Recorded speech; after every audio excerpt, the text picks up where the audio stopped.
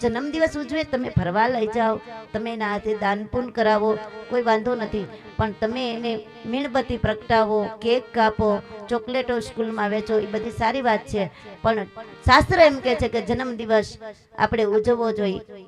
એવું નથી કહેતા, શાસ્ત્રોમાં કોઈ એવું નથી કે આ ન કરાય, પણ જન્મદિવસ આપણે થોડોક ઉલટી તરફથી ઉજવીએ છીએ, જે ઉજવવો જોઈએ એમ નથી ઉજવતા. બાળકને મીણબત્તી પ્રગટાવીને આપણે જ કહીએ બેટા ફૂંક મારીને બંધ કરી નાખ, આ મોટામાં મોટું અપશુકન છે મેરે ભાઈ બહેન. હા, બાળક 10 વર્ષનો થઈ અને 11મા વર્ષમાં પ્રવેશ કરતો હોય ને તો 11 દીવા પ્રગટાવ, 10 દીવા પ્રગટાવીને કહેવાય કે 11મો દીવો તારા હાથે પ્રગટાવ, અને આજ આપણા કુલનો દીપક છે મેરે ભાઈ બહેન, આપણો દીકરો છે, અને તમે એને જ કહો છો કે બુઝાવી નાખો. એટલે જન્મદિવસ આવી રીતે ઉજવો મેરે ભાઈ બહેન.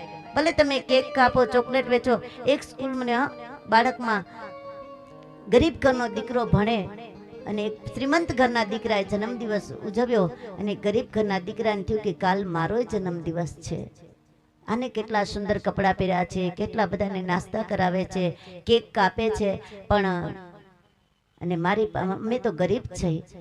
સ્કૂલથી ઘરે જઈ એની માતાને કહે, માં મારે પણ જન્મદિવસ ઉજવવો છે, કાલે મારે પણ જન્મદિવસ છે, હું પણ જન્મદિવસ ઉજવીશ ધામધૂમથી. ત્યારે એની માં કે બેટા, એક મુસ્લિમનો દીકરો, એની માં કે બેટા આપણે ગરીબ છીએ, આપણાથી એટલા બધા મજૂરી કરું છું, આપણાથી એટલા બધા ખર્ચા ન થાય, પણ બેટા કાલ તારો જન્મદિવસ હું જરૂર ઉજવીશ, આપણે આપણી રીતે ઉજવીશું, આપણે આપણી રીતે જન્મદિવસ ઉજવીશું. અને માં આખી રાત વિચાર કરે કે સવાર પડે હું મારા દીકરાનો જન્મદિવસ કઈ રીતે ઉજવું. મારો દીકરો કહે છે કે મારે જન્મદિવસ ઉજવવો છે, તો મારે કઈ રીતે ઉજવવો. ત્યારે કહે મુસ્લિમ ગરીબ બાઈ, એને સવાર થઈને એને થયું કે દરગાહની અંદર બાબા ફરીદ રહે છે, અને બાબા ફરીદના જો મારા દીકરાને હું દર્શન કરવા લઈ જાઉં અને બાબા ફરીદના જો આશીર્વાદ મળી જાય ને તો હું એમ સમજીશ કે મારા દીકરાનો જન્મદિવસ આજે ઉજવાઈ ગયો છે.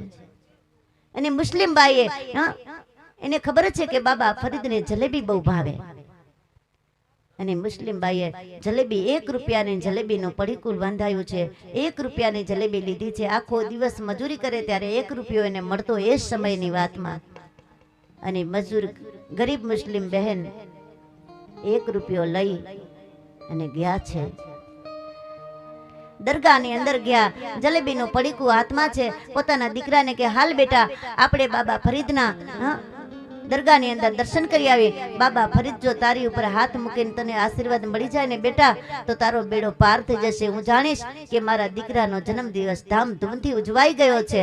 અને બાબા ફરીદ પાસે એ માં અને દીકરો બને ગયા છે, અને બાબા ફરીદની પાસે જઈ દીકરાને દીકરો કહે સલામ વાલેકુમ બાપુ, એવી રીતે પગે લાગ્યો છે, એની બોલીમાં બોલે છે, અને બાબા ફરીદે એને આશીર્વાદ આપ્યા છે.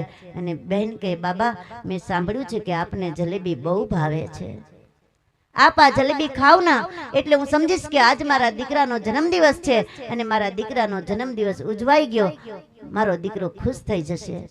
અમે ગરીબ છીએ બાપુ, બાબા એટલે અમારાથી જાજુ કઈ થઈ ન શકે, પણ મેં એવું સાંભળ્યું કે તમને જલેબી બહુ ભાવે છે, એટલે હું આપની માટે જલેબી લાવી છું.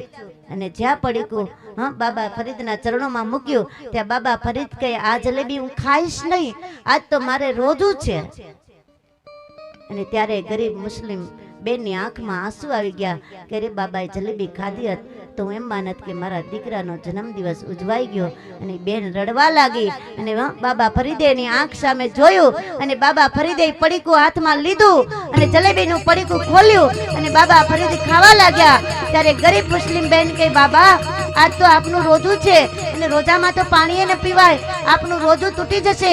ત્યારે બાબા ફરીદ કહે કે મેં નક્કી કર્યું કે એક ગરીબ માનું દિલ તૂટી જાય એના કરતા મારું રોજું તૂટી જાય ને એ વધુ સારું કહેવાય, પણ એક ગરીબ માનું દિલ ના તૂટવું જોઈએ, મારું રોજું તૂટી જાય એનો કોઈ મને વાંધો નથી. આમ પોતાના બાળકનો જન્મદિવસ ઉજવ્યો છે. મારું રોજું તૂટી જશે, હું બીજી વાર રહી લઈશ, પણ એક ગરીબ માનું દિલ તૂટી જાય, બાબા ફરીદ કહે એવું મારે કરવું નથી. આ રીતે પોતાના બાળકનો આ સંસ્કાર દેવા જોઈએ બાળકને.